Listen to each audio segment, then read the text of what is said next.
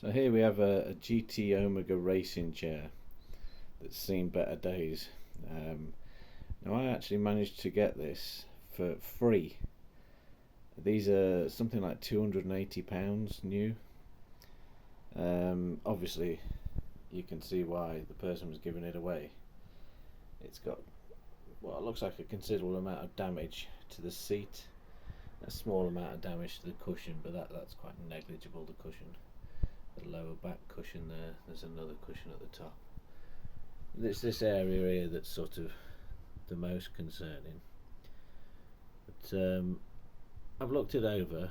It looked like quite a difficult fix if you wanted it to look like it was originally, especially with trying to recreate these panels here.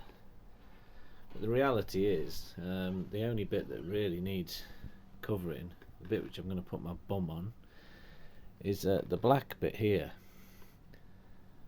and everything else is intact. The rest of the chair is in very good condition, so it's just this bit here. Now I've managed to get some replacement PVC material which has got a sticky back on it, and this is what I managed to buy. This was from B&Q. I think it's foreign made, can't understand a word of what most of that means, but this only costs £5.50. It comes on a roll, 2 meters by 450 millimeters, and it's got peel off backing and stick on, and that should go to replace just the black bit here. So I'm going to measure it out and see how I get on. Now this roll is actually 2 meters long, not 1 meter. It's got peel off here, and it's more than wide enough for what we need. You can see it's pretty much the same colour as what we're aiming for. It's just plain black really. What we need to do is measure this out the same as this, cut it into shape, and peel off and stick on. So let's see how we get on. So I've measured it in from these points here to here, then from here to here, and then from there straight across underneath the seat, which is where I want to stick it on and fold it underneath, where it'll keep a better hold if it's stuck on underneath than it will if it's just here. It'll cover more surface area, and it should stick and hold better wrapped all the way around. So from there to there is 21 centimeters, just over. From there to there is 33 centimeters, and from there all the way across underneath, I've measured that in at 48 centimeters. So I've already marked out and cut the main 48 centimeter strip here from the roll, and then I've cut it the maximum length across, which is this point here, well, which is actually this point here is more like 34, that is 33. So now we've got to cut out this section here so it fits in neat with that to expose the blue. So I'm going to put it to its furthest point there, have it equidistant, make sure it's lined up. I've got a marker pen here, permanent marker, a couple of little markings on where I need to start cutting, about there, that looks about right. And then we've got to mark again from here down to here where we've got to cut it to shape. So let me just work on that. So what we're going to do to get from that point to this point, I'll just fold it in, keep this point here with my marker, Now we can see, I'm not sure we can see on there, there's the peak point where I want to cut from there to there, which is a straight line. So if I just come back slightly, so I can still see this peak point which is there. I'm just going to put a marker there, and I'll do the same with this side. The peak point is there to there, so hold that in place, just get it visible here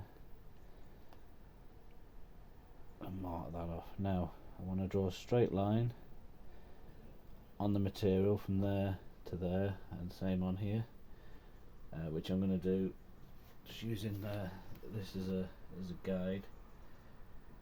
Score on there with the pen and then cut off, then it should be ready to stick and peel.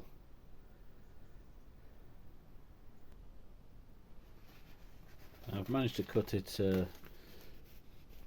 a reasonable shape to fit.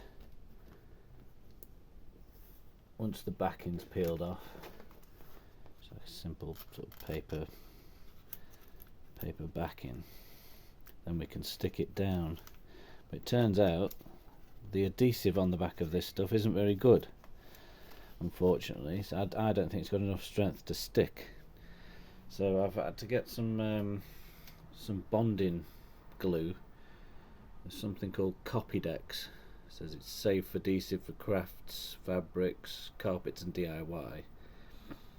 I'm going to have to peel all this off, put some of this Copydex on. It comes like a brush screw top.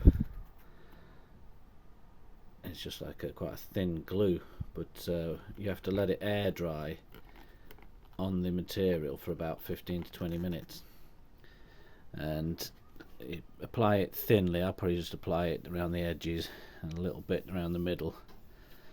You let it start drying. Once it starts drying to the touch, that's when you apply it.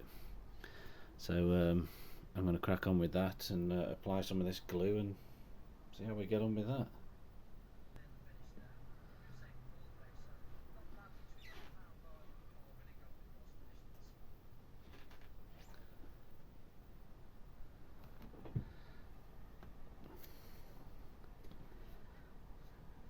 Apply the glue with the brush. It's seems to be fairly thin glue, really. You'd expect it to be quite thick, but it does thicken out as it dries out. So what we'll do, apply a liberal helping and then spread it thinner so it covers a bit more surface area.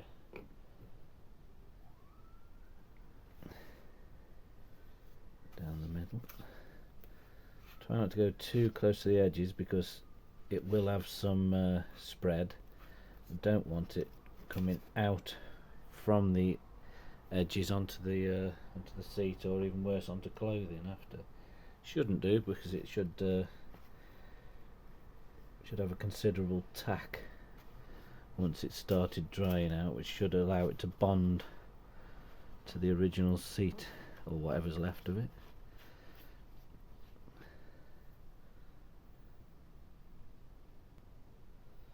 So this is how it looks after I've applied it. Spread it out quite evenly, not gone too close to the edges, but it will spread when I apply it. Now I've got to check this. It's supposed to be 15 to 20 minutes, and I'll sort of check it every 5 minutes or so because it's a thin layer, because it starts drying out, which then creates a stronger adhesion, hopefully, because in its current form it's quite thin. It's almost like watery. So I've got to check it with my finger. Once it starts getting quite tacky, that's when I'm going to hopefully apply it. So we'll check back and see how we get on with that. Now it's had about nearly 15 minutes and it started becoming very tacky to the touch. It's started drying out and thinning out a bit, so I'm going to make an attempt to stick it on. So here goes. Now it is a bit wrinkled in places, so I'm going to have to apply a bit of pressure once it's in situ. Try and push the wrinkles out. Be very careful here. Make sure I get it accurate.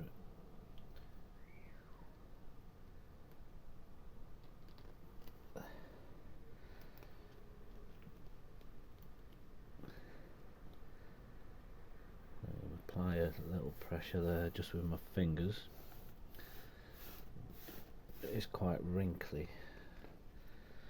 So I'm going to use this sort of spongy kind of thing. It's something that's used for cleaning phone screens and laptop screens. It's got just enough sort of pressure to help me apply this. Hopefully it works. It is a bit wrinkly underneath where the damage was as well, so that's going to make it a bit awkward. Need to get it quite even.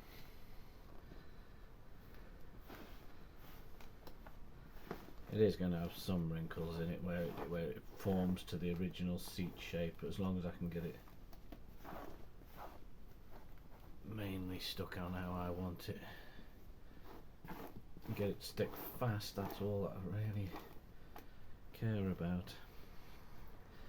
I have to fold this under with my hands, I think.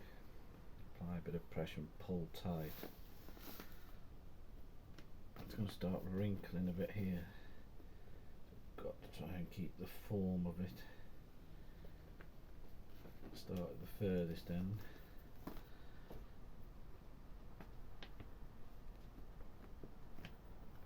Pull tight again.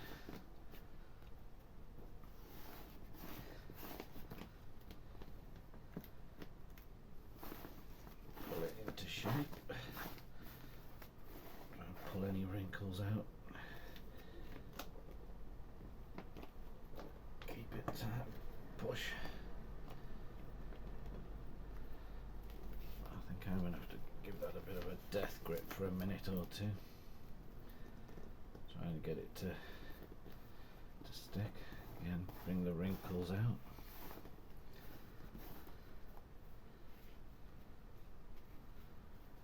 So far it looks quite good, just need it to stick. It seems to be doing what I want it to do at the moment. The bit underneath, that's not much of a problem if it's wrinkled. I just need it to hold tight.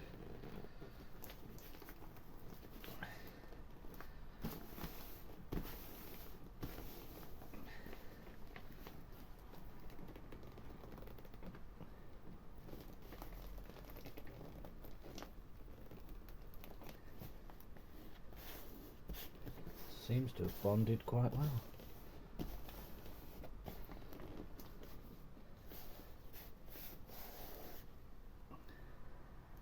Quite minimal wrinkles considering.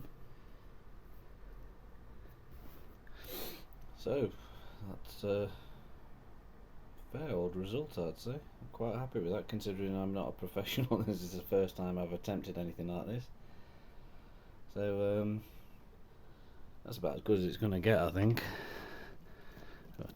£280 gaming chair for free. Just the cost of the material, £5.50. So I'd say I'm quite happy with that, to be honest.